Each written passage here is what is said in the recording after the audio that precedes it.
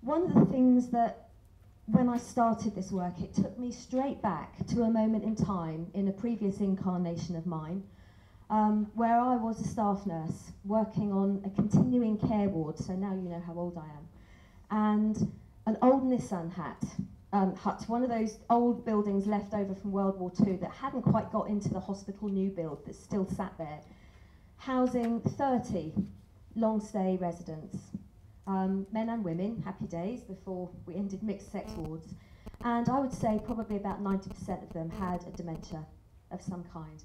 And I very much remember being part of the team that cared for Molly, or Big Moll as she was known. She was a local matriarch. She and her family ruled the particular part of Portsmouth that I live in under an iron thumb, and everybody knew who they were. And Molly had Alzheimer's type dementia, and she had a particular feature of that, which was towards the end of the day, sometimes she'd become tired, she'd become distressed, she'd become quite agitated and very noisy, what's known as sundowner syndrome, sometimes becoming quite difficult to know how to manage Big Moll, who could give you a big squeezy hug or could take a big right hook at you, depending on how the fancy took her. And one of the things that we felt very strongly about in this small team, but a very happy team, was trying to support the people that we were caring for by getting to know them. And we had started to use touch, massage, the feeling of holding someone's hand as you were getting them settled into bed and making them calm and getting them to that sense of comfort, and using aqueous cream with added lavender oil, that technical, and a lovely smell like a warm summer field in the ward in the evening as you got people into bed and just gently started to rub the backs of their hands and the backs of their necks to help them settle down. And for some people it was fantastic straight away, and for other people it wasn't. And Molly still quite liked to howl late in the evening. And we were under a lot of pressure from the doctors that we work with to start on some fairly strong medicines to try to bring that behaviour down.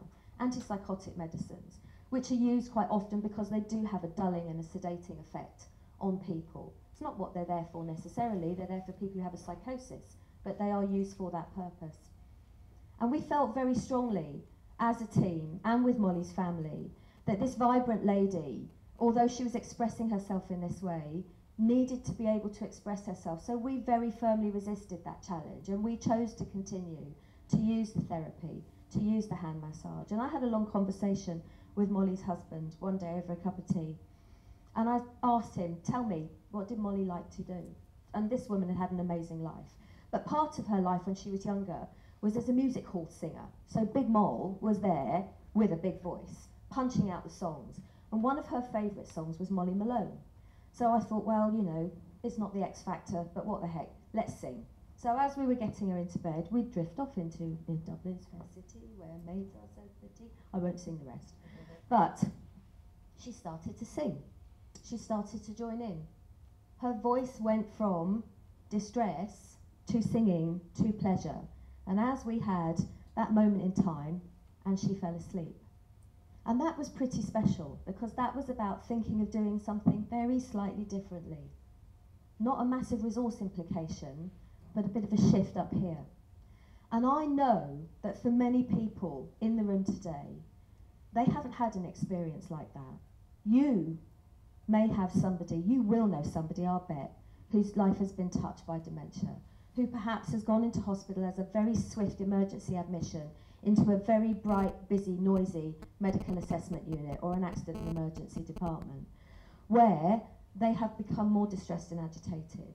And as a last resort, but sometimes a first resort, they have been prescribed a very strong antipsychotic for a sedating effect to get a quick result. And that person will have come out of hospital and may have stayed on that medicine for quite some time. So where are we today?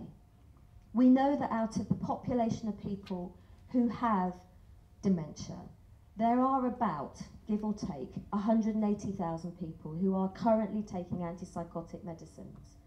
Now, not only do those medicines potentially have a dulling effect and worsening of the symptoms of dementia, what they can also do is cause stroke, and they can result in fatalities. Every single week, out of that population, potentially 4 people have a stroke and 5 people die. Now, if that was 4 children having a stroke and 5 children dying, we'd be on the rooftops jumping up and down and going absolutely bananas about this. But it's not. It's vulnerable people who don't have a voice. It's worn out and careworn carers who don't have a voice. And that's why this is an intolerable situation, because it's something that shouldn't be happening and is taking place right under our noses.